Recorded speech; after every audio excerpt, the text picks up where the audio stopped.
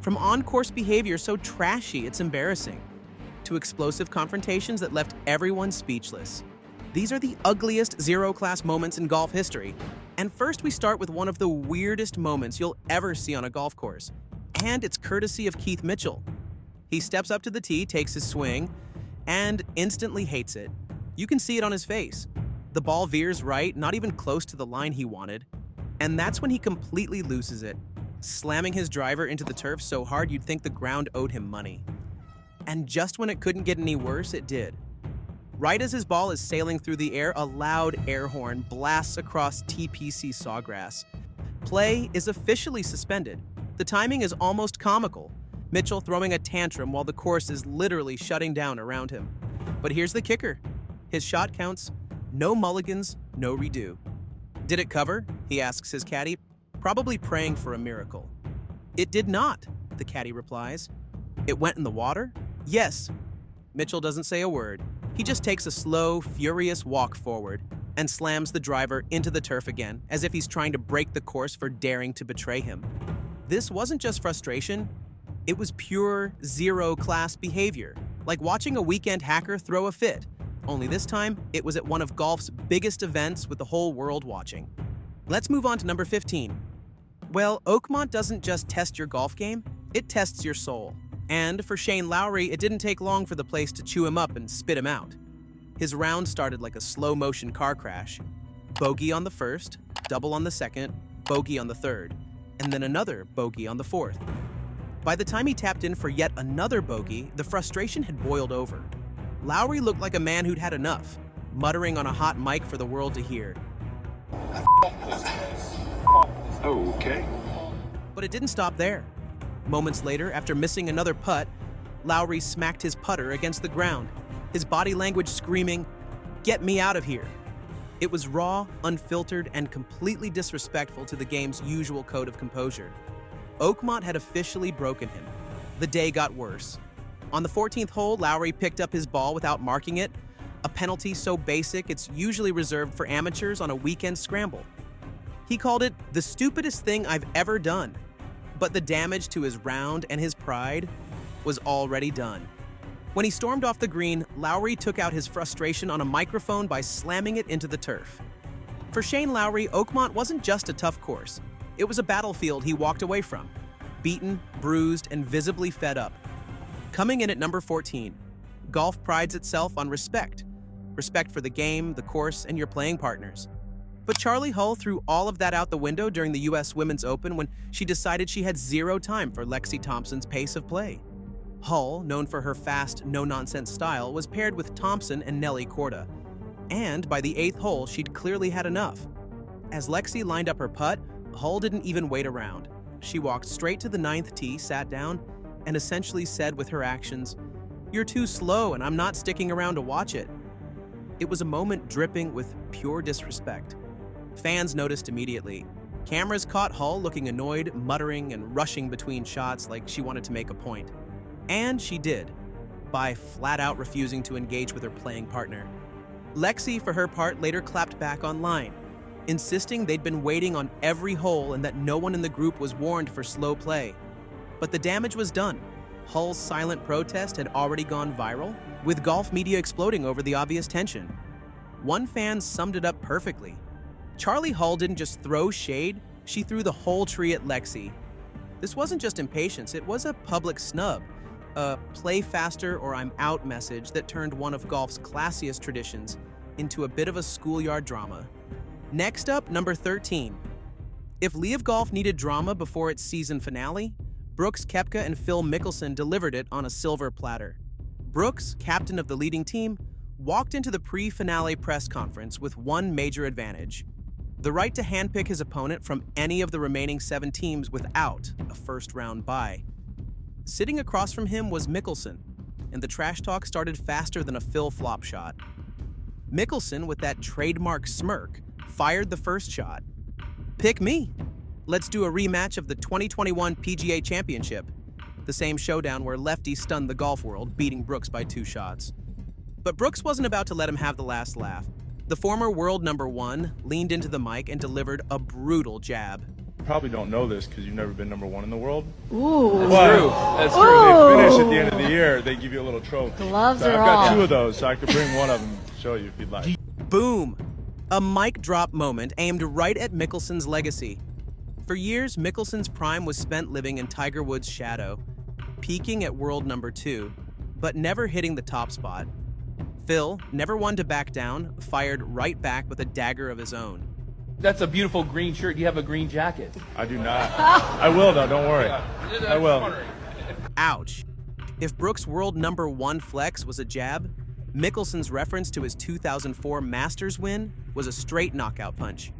Number 12 takes us back to Shane Lowry, and trust me, you have to do something pretty wild to make this list twice. Some players lose their cool over a divot. But a pitch mark?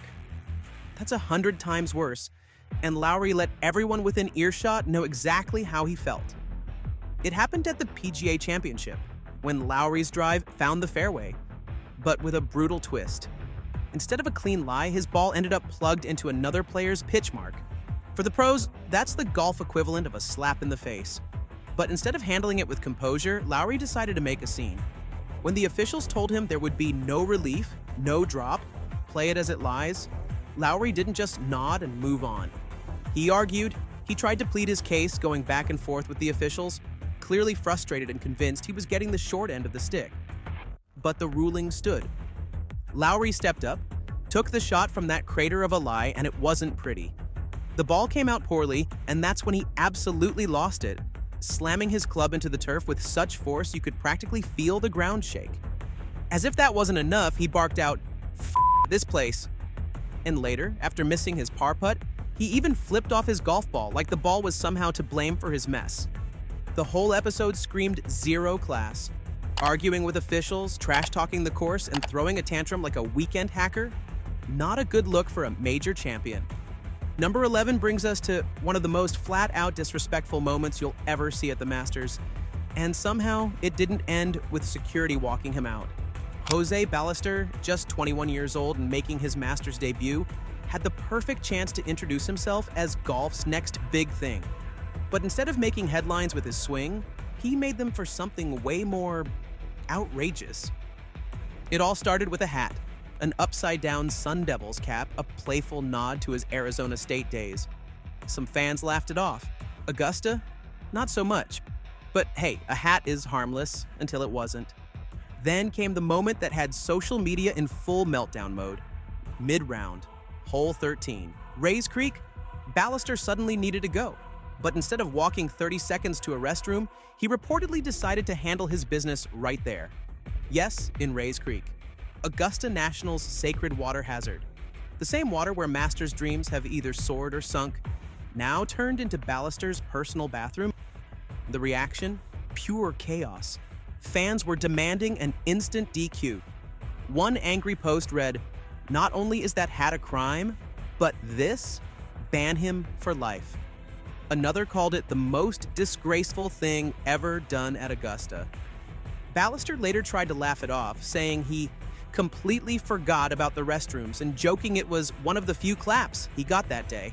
But the internet was already calling it Ballester's Stream. And once that nickname hit, there was no going back. Here we are with number 10 of the list. Someone in the crowd shouted something so disgusting, Rory McIlroy stopped in his tracks. And what he did next had that fan thrown out of the Ryder Cup in front of thousands. The 2016 Ryder Cup at Hazeltine was already intense. US fans had packed the course, waving flags, screaming chants, and letting Team Europe know whose turf they were on. But somewhere between the passion and the pride, things crossed the line. Rory had been getting heckled all day. That's par for the course in a Ryder Cup, sure, but this wasn't lighthearted banter. It was vulgar, repetitive. And by the time he walked off the 7th green, one fan made it especially ugly. Nobody knows exactly what was said, but whatever it was, it snapped something in Rory. He stopped mid-walk, turned around, and pointed the guy out in front of thousands. Rory didn't yell, he didn't throw anything. He just made it clear, that guy needs to go. Course officials stepped in immediately. The fan, still shouting as he was led away, was ejected on the spot, escorted out of the Ryder Cup for taking it way too far. And, to this day, he holds the unofficial record for fastest walk of shame ever broadcast on NBC. Next, number 9. And just when you thought you'd seen it all, here comes this. Something shattered in the trees, loud enough to make the whole gallery turn around.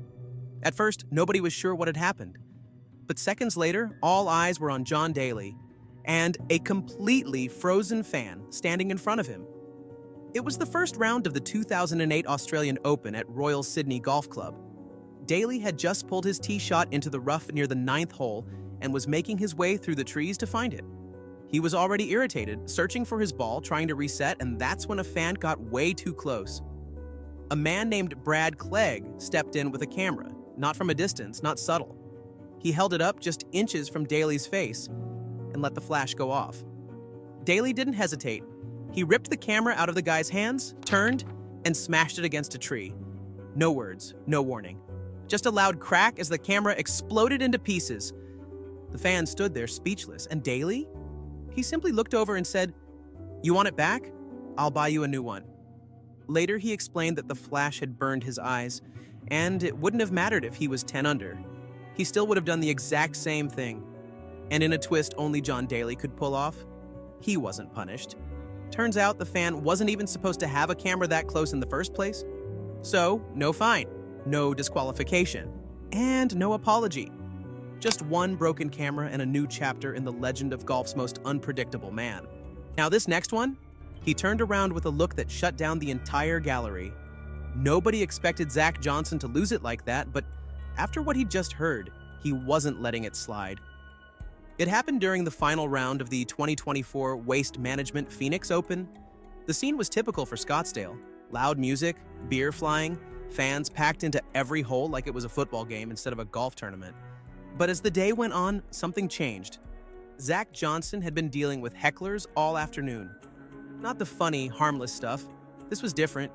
The comments were sharper, more personal. Fans weren't just chirping about his swing. They were going after him. His Ryder Cup captaincy, his decisions, his entire reputation. And finally, between shots on the back 9, someone said something that made Johnson stop walking. He turned around, took a few steps toward the gallery, and with his voice raised just enough to carry over the crowd, he snapped, "Oh, don't sir me. Somebody said it. I'm just sick of it. Just shut up." The fans around him went silent. Everyone could feel the shift. The video of the moment blew up online. And after the round, Johnson didn't back down. He said the tournament had crossed the line. That fan behavior was out of control. And that after more than 2 decades on tour, he'd never seen anything like it. Coming in at number 7. So he called out Rory McIlroy's biggest failure, and that's when Rory went crazy. Absolutely no one saw it coming. So what happened? Well, it all went down at the 2025 Players' Championship. Rory was walking down the fairway, focused, dialed in, doing his thing, when someone from the crowd decided to test him. And not just with some random trash talk. The guy was later identified as Luke Potter, a college golfer from the University of Texas. Not exactly a nobody in the golf world. But on that day, he decided to act like a heckler.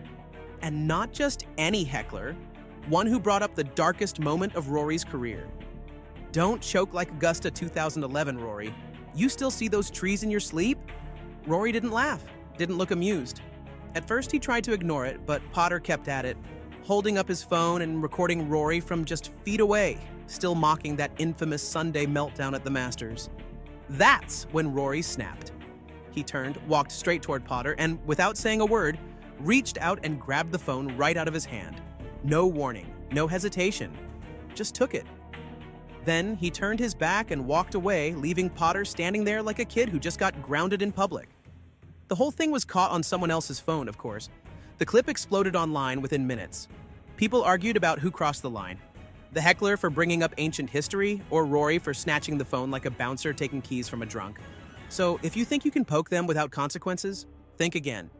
Here's number 6. Why don't you off? That's not the kind of thing you expect to hear as a player walks off the 18th green. But Ian Poulter wasn't in the mood for golf etiquette anymore. The man was fuming. You could see it in his eyes, jaw clenched, voice raised, his words slicing through the noise like a blade. A fan had pushed him too far, and Poulter, never known for holding back, finally erupted.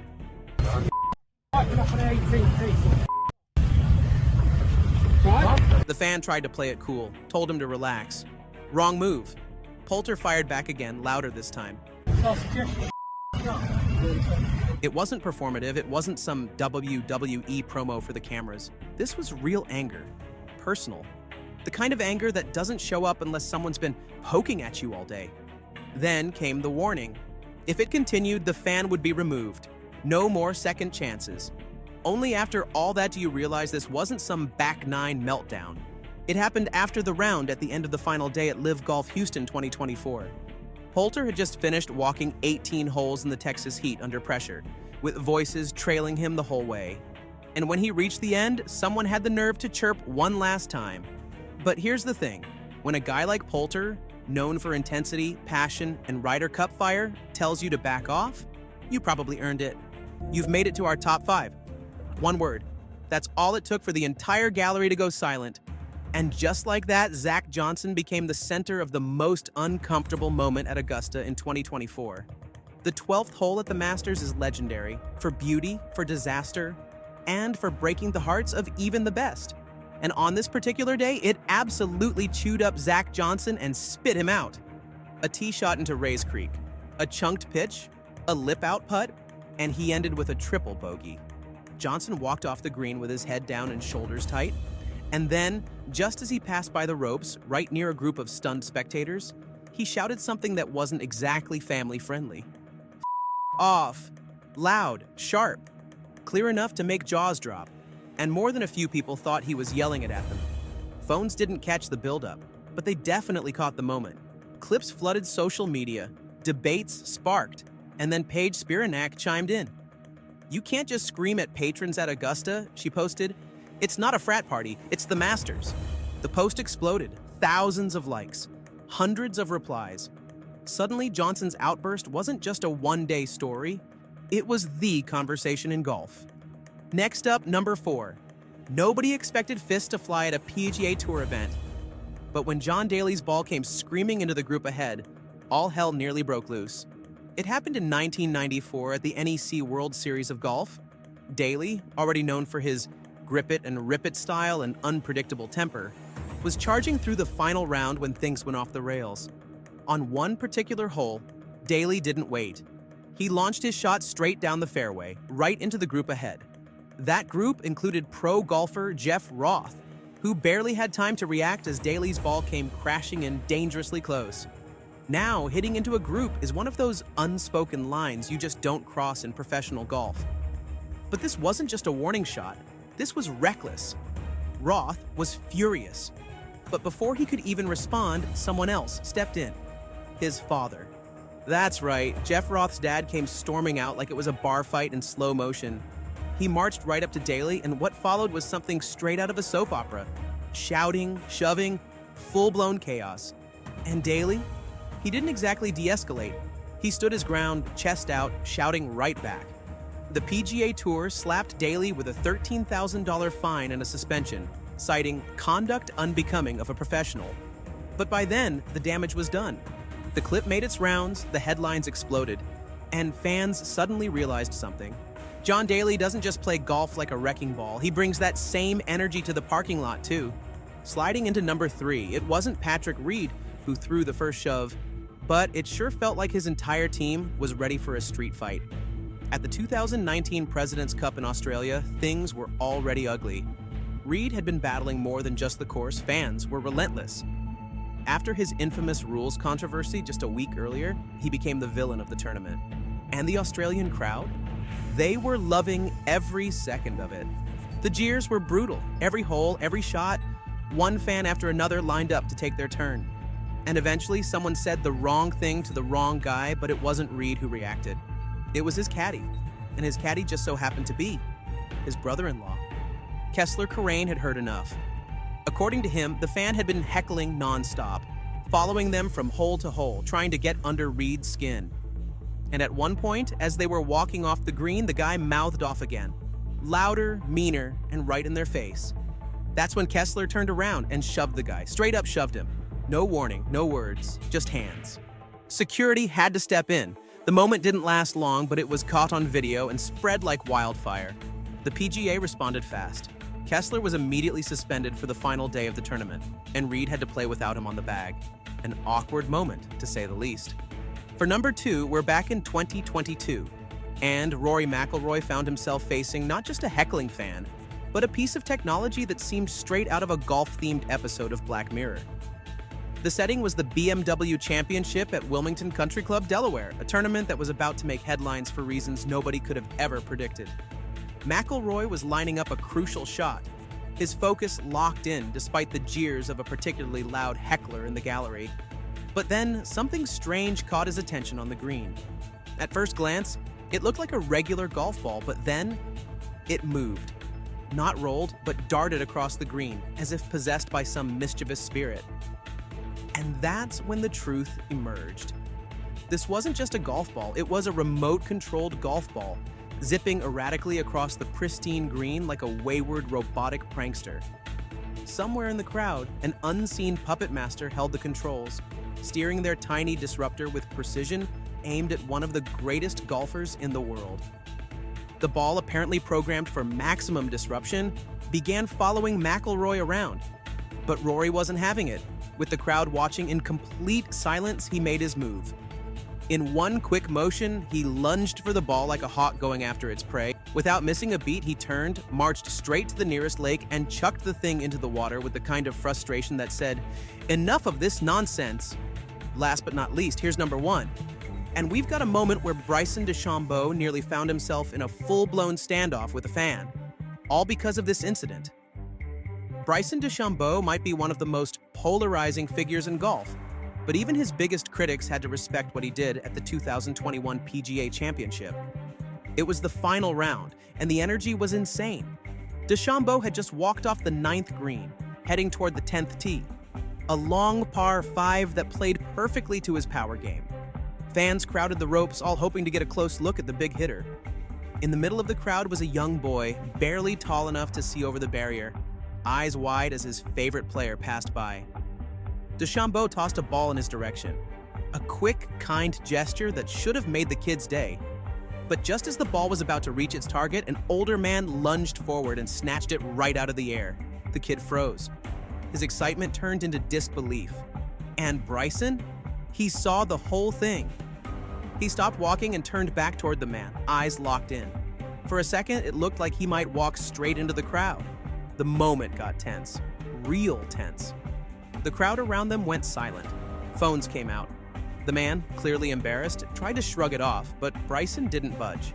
After a few long seconds of uncomfortable eye contact and pressure, the guy finally gave in and handed the ball to the boy it was meant for all along. The kid lit up. Bryson gave him a quick nod and kept walking. "Hey, before you go, I think you'll really like this one too. Just click that video in the middle. Enjoy."